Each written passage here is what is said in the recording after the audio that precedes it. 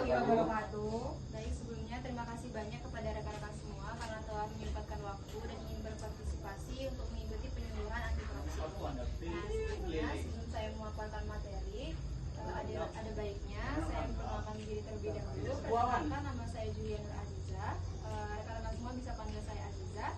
Saya dari Poltekkes Kemenkes Bengkulu, jurusan kebidanan. Nah, baiklah, langsung saja saya akan memaparkan materi. Nah, pada penyuluhan kali ini saya mengambil tema mengenal anti korupsi untuk membangun integritas.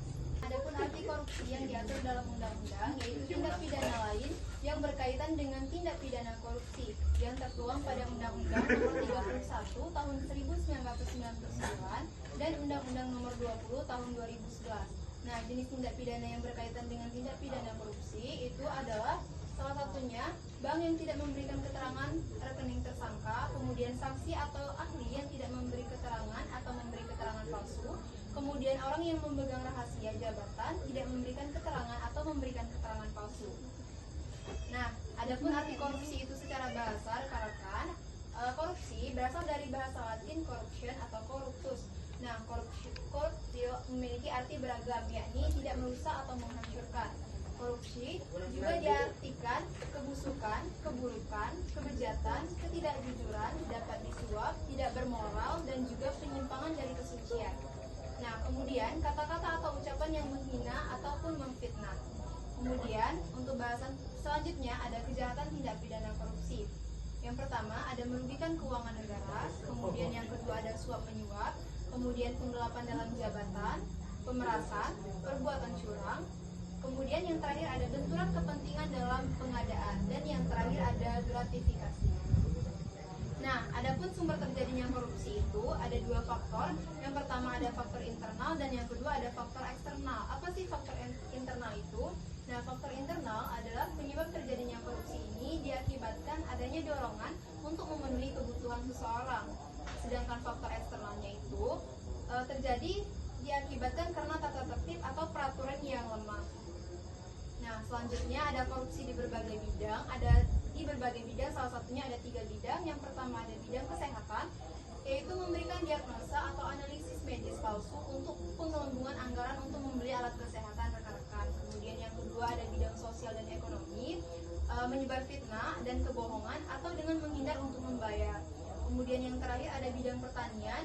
Nah, bidang pertanian ini contohnya kecurangan melakukan impor bahan pangan, pengadaan bibit atau pengoplosan pupuk yang dapat menurunkan kualitas. Nah, untuk perilaku koruptif di lingkungan kampus itu salah satunya ada 3 contoh. Yang pertama plagiat, dan yang kedua titip absen, dan yang ketiga mencontek. Kemudian bagaimana sih cara mahasiswa melawan perilaku koruptif itu sendiri? Yang pertama ada membaca buku, kemudian yang kedua menambah wawasan melalui media, yang ketiga menonton film edukasi, yang keempat berdiskusi dengan kelompok studi, dosen, dan komunitas yang memberikan perhatian pada masalah korupsi itu tersendiri. Kemudian yang terakhir ada membangun karakter berintegritas melalui akademik integrity ataupun integritas akademik. Nah, untuk selanjutnya, membentuk integritas akademik itu sendiri sebagai mahasiswa. Yang pertama, jangan melakukan titip absen. Kemudian yang kedua, jangan plagiat.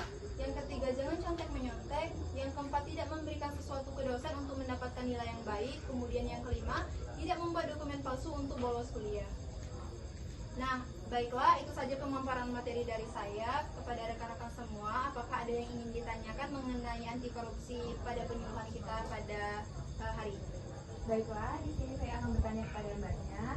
Pendidikan korupsi seperti yang biasa diterapkan di perguruan tinggi itu seperti apa? Baik, terima kasih Mbak atas pertanyaannya.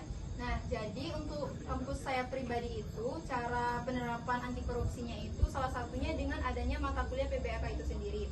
Nah, di mata kuliah PBAK itu sendiri, kami diajarkan mengenai pengertian dari korupsi itu sendiri, kemudian cara-cara mencegah korupsi itu seperti apa.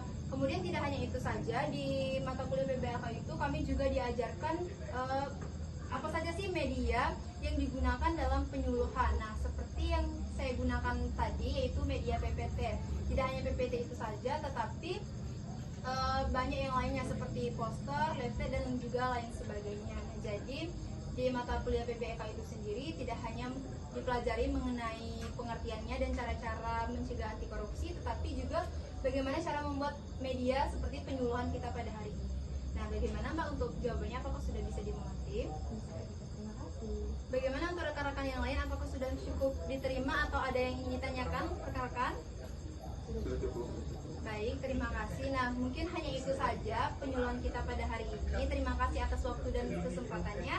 Saya ucapkan Assalamualaikum warahmatullahi wabarakatuh. Waalaikumsalam warahmatullahi wabarakatuh.